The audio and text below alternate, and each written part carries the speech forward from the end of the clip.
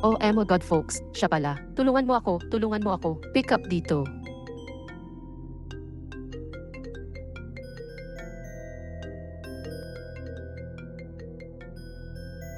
He love.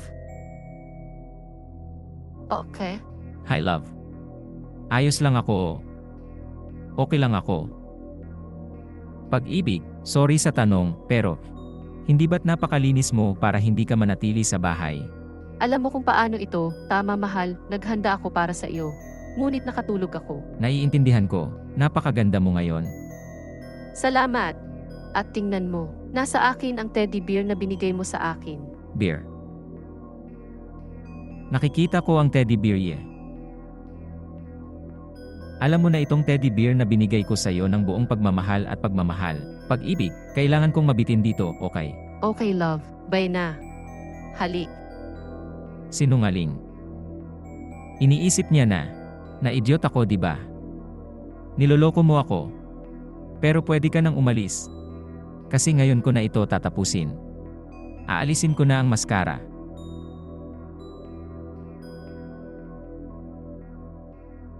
Phil, muntik na niyang malaman ito.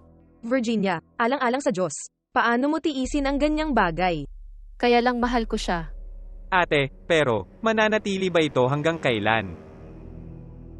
Ang tanging alam ko, siya ang pag-ibig ng buhay ko. Sana, kailangan mo akong intindihin. Ate, ganun pa man. Maaasahan mo ako, okay? Virginia, Mark, sinungaling ka rin, di ba Virginia? Paano ka nangahas? Yung teddy bear na binigay ko sa'yo, doon ka sa lover side mo.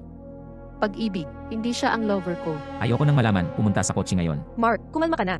Huminahon, itago ang sarili, huwag makialam. Ang kapal nito. Makapal ka, shut up.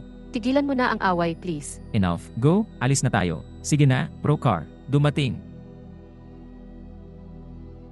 Tara na nga. Virginia, hindi na ito. Mark, kalmado ka na ako. Kinakabahan ka. I think you better not start the car. Tumahimik ka. Grabe, pwede tayong maaksidente. Something. Niloloko mo ba ako sa lalaking yon? Tingnan mo siya, tingnan mo ako. Kapatid ko siya, si Mark. Sa tingin mo ba mahuhulog ako sa kwento mong ito? Ipapakilala kita sana sa kanya ngayon. Tumahimik ka. Nako, may pulis na dumarating doon. Manahimik ka na lang. Huwag pag-usapan ang mga nangyayari. Pero si Mark Kung hindi man alam mo na. Alam mo kapag kinakabahan ako. Magandang hapon. Magandang hapon. Car document at ang iyong mangyaring.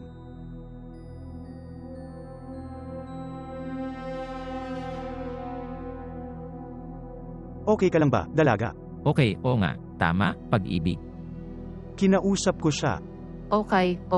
Sandali lang, silipin ko ulit ang kotse.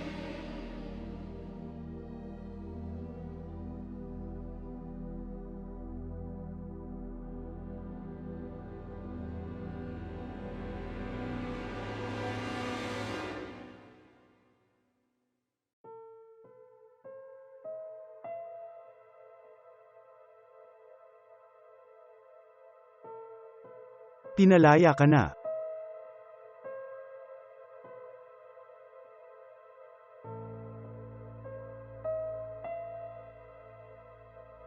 Kumapit ka, pag-ibig. Gusto kong ipakita sa iyo ang isang malapit na lugar, mabilis. Endorsement. Bilisan mo ha. Walang paikot-ikot. Halika. Marami kang nagawa ngayong araw.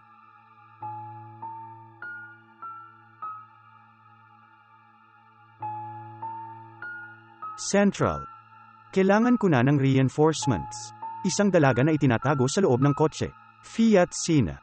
Lupon ng MDD. 0720. Sige na, usapan na agad. Nakikilala mo ba ang lugar na ito? Wala akong oras para sa mga krisis mo. Tara na nga. Dito kami nagkita. Nang makita mo ako kasama ang kaibigan ko at kapatid ko. Binibigyan ka namin ng sorpresa. Itigil ang pagsisinungaling, itigil ang kalokohan. Tara na. Ay, pag-ibig. Ikaw na ang magiging daddy. Ano? Magiging tatay ba ako? Buntis na po ako. Hindi ako handa sa ganyan, no? At isa pa, hindi man lang ako ang dapat na ama, no? Dapat si tatay ang nandoon, di ba? Nakasama mo siya ngayon. Ikaw ay isang slot kahit Virginia. Girl, okay ka lang ba? At ano ba ang ginagawa mo dito? Anong pinakikialaman mo sa laban? Ang mga dokumento mo, please. Bakit gusto mo ng document ko? Nakita mo na ito. Gawin mo lang ang sinasabi ko.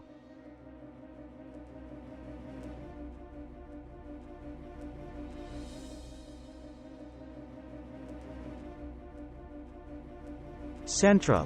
Kailangan ko ang criminal record ng Marcos Paulo da Silva. Checking dito. Bakit mo ginawa yon ha? Ikaw ay nasa kustodiya. Ano? Wala akong ginawa. Bakit ako nakadetain? Baliw ka ba? Wala akong ginawa. Virginia, tulungan mo ako. Hindi kita sinaktan. Hindi mo ako pisikal na sinaktan, ngunit screwed ka sa aking psikolohikal. Kasi deserve mo naman, di ba? May niloloko ako doon. Dalhin mo siya, cop, please. Ayoko nang makita ang mukha niya. Virginia, hindi ito mananatili sa ganoong paraan, Virginia.